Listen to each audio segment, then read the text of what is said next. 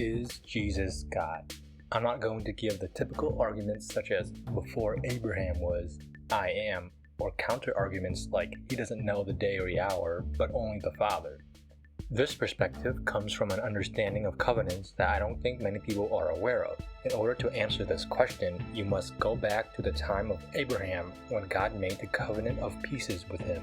God solidifies his promise to Abraham, which includes that his descendants will be as numerous as stars, he will have the promised land, he will have the exile and redemption in Egypt.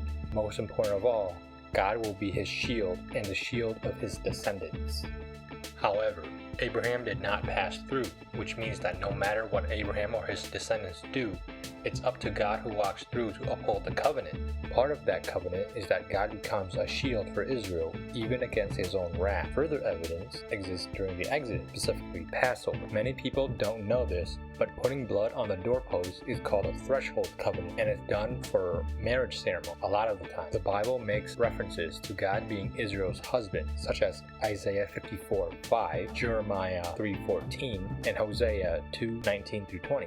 Many people say that this is only a metaphor, but God bound the terms and conditions into a law, which made it legal and by extension literal, because you can go to trial with this. This can be seen when Moses made the Israelites drink powder of the calf, which parallels the punishment of the law of the jealous husband in Numbers 5 verses 11-31. This theme occurs again when he gave 10 tribes of Israel the bill of divorce, as he stated in Jeremiah 3, as they were exiled in 722 BC for idolatry. Deuteronomy 24:1-4 forbids a husband from remarrying his wife after he divorces her and she goes to another man, which means that the 10 tribes who got divorced cannot come back into covenant with him again. If a man divorces his wife and she goes from him and becomes another man's wife, will he return to her? Would not that land be greatly polluted? You have played the whore with many lovers, and would you return to me? Declares the Lord. God's kingdom is divided, and a house divided will not stand. God promised to bring Israel, the 10 tribes, back, and Judah, the 2 tribes, in Jeremiah 30. The mystery is, how is God going to do this without breaking his law? Because 1 John 3:4, sin is transgression of the law. And then here comes Jesus, who played the role of the adulterous wife when he was crucified, as he drank the cup, even though he prayed for this cup to pass from him.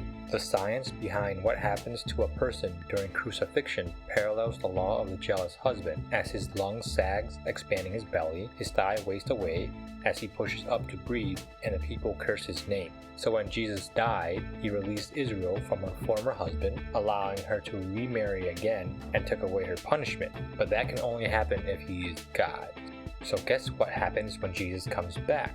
He's going to have a wedding. Blessed are those that are invited to the marriage supper of the Lamb. Revelation 19:9. And just like the Exodus, where the Egyptians are with the mixed multitude, this time the mixed multitude is the entire world. Just like the union between a man and a woman propagates the flesh, the union between God and humanity will bring divine children of God after many birth pangs. Biblical law is set up in such a way that in order for God to restore his kingdom and shield Israel from his wrath, he must die, implying that Jesus is God. And since you made it this far, here's a pop quiz. High priests are forbidden from marrying a widow, and Jesus is a high priest in the order of Melchizedek, and Israel is a widow since her former husband died. So how can the two come into covenant again? I'll give you a hint. It's our resurrection. Because we are literally born again, so we've technically never been married.